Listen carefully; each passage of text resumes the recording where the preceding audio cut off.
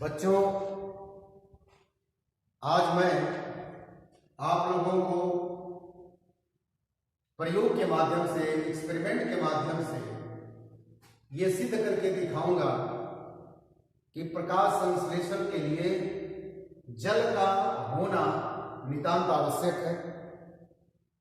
जैसा कि जानते हैं हम लोग कि प्रकाश संश्लेषण के लिए 4 कंडीशन रहता है तभी होता है।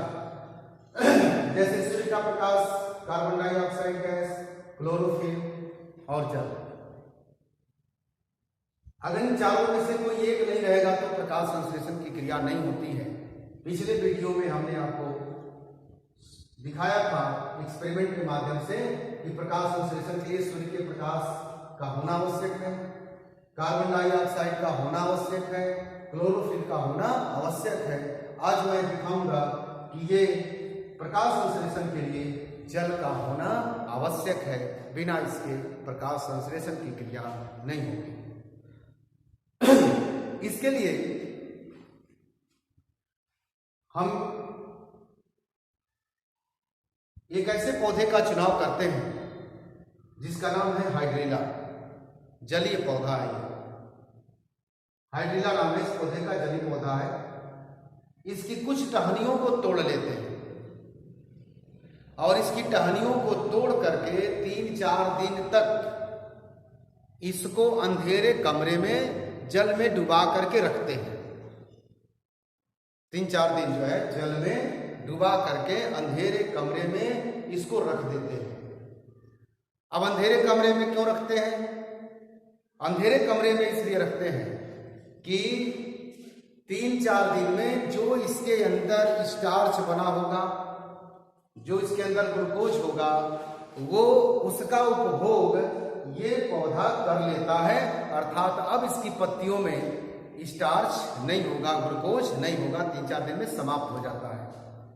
अब इन पौधों की डंठलों को, टहनियों को ले लेते हैं और ले करके 2 जार में रख देते हैं। ये पहला जार है, ये दूसरा जार है, चित्र में देख सकते हैं। पहले जार में कुछ टहनियों को रख करके उसमें कुछ हम जल डाल देते हैं। दूसरे जार में कुछ टहनियों को रख करके उसमें हम जल नहीं भरते हैं, उसमें जल नहीं डालते हैं। तो एक में जल है, दूसरे में जल नहीं है। इनको मिल रहा है, सूर्य का प्रकाश भी मिल रहा है, जल भी मिल रहा है, कार्बन डाइऑक्साइड भी मिल रही है, यानी चारों कंडीशन इसको, क्लोरोफिल भी है, चारों कंडीशन इसको अवेलेबल है। लेकिन इनको जो है 3 मिल रहा है, सूर्य का प्रकाश मिल रहा है, क्लोरोफिल है, कार्बन डाइऑक्साइड है, लेकिन इनको जल नहीं मिल रहा है। तो 3 कंडीशन इनको अवेलेबल है, एक कंडीशन इनको अवेलेबल नहीं है। अब इसको जो है 1 से 2 दिन तक हम इनको सूर्य के प्रकाश में रख देते हैं। 2 दिन 3 दिन रख देते हैं। अब रखने के बाद अब क्या करते हैं, दोनों जारों में से एक टहनी निकाल लेते हैं, एक टहनी इसका निकाल लेते हैं और इसके वृत्त पर कुछ ऐसा बांध देते हैं ताकि पता चले कि ये किस जार का है और ये पत्ती किस जार का है। कुछ नोटिफिकेशन कर लेते हैं, इसमें साइन बना लेते हैं। तो साइन बनाने के बाद इन दोनों पत्तियों को एल्कोहल भरे जार में, बीकर में डाल देते हैं। फिर उसको जल भरे जार में रख करके स्प्रिट लैंप से उबालते हैं। कुछ समय उबालने के बाद, उबालते इसलिए है कि जो इनके अंदर क्लोरोफिल है, जो क्लोरोप्लास्ट है, वो गल करके निकल जाता है, अलग हो जाता है पत्ती से।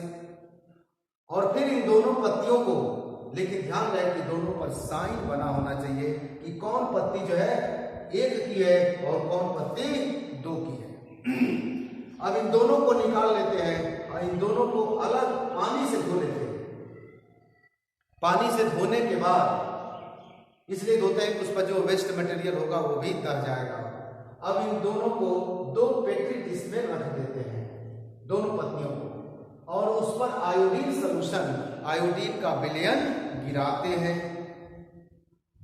और आयोडीन का विलयन गिराएंगे तो देखेंगे पहले जार में जो पत्ती थी उसका रंग जो है नीला हो गया, और दूसरे जार में जो पत्ती थी उसका रंग जो है नीला नहीं हुआ। अर्थात ये आयोडीन जो है ये ग्लूकोज के साथ, स्टार्च के साथ क्रिया करता है और क्रिया करके उसका रंग ही बदल देता है। जो प्रोडक्ट बनाता है उस प्रोडक्ट का रंग जो है काला नीला होता है। अर्थात इससे सिद्ध होता है इसमें स्टार्च है, इसमें स्टार्च नहीं है। अर्थात प्रकाश संश्लेषण की क्रिया जो है पहले जार वाले पौधे में हुई है और दूसरे जार वाले पौधे में नहीं हुई है। तो यहाँ हम देख सकते हैं कि पहले जार में जल था लेकिन दूसरे जार में जल नहीं था। तो इस प्रयोग से यह सिद्ध होता है कि प्रकाश संश्लेषण के लिए जल का होना नितांत आवश्यक है। अगर जल नहीं है तो प्रकाश संश्लेषण की क्रिया नहीं होगी, पौधे अपना भोजन नहीं बनाएंगे, पौधे ग्लूकोज का निर्माण नहीं करेंगे, ऑक्सीजन का निर्माण नहीं करेंगे। तो इस तरह से हमने ये सिद्ध कर लिया कि प्रकाश संश्लेषण के लिए जल का होना आवश्यक है। धन्यवाद।